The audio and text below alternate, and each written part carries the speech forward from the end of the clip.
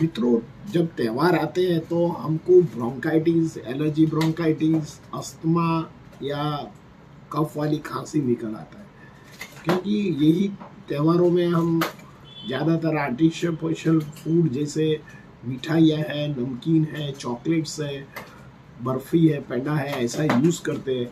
एक तो ये कूलिंग में रखते हैं लंबे टाइम तक, इसमें एडल्ट्रेशन होता है, ज़्यादा ठंडकपन होता है, तो इसी जरिए बच्चों में ज़्यादातर एलर्जिक ब्रोंकाइटिस हो जाता है, गले के टॉन्सिल्स हो जाता है, आवाज़ भारे हो जाता है।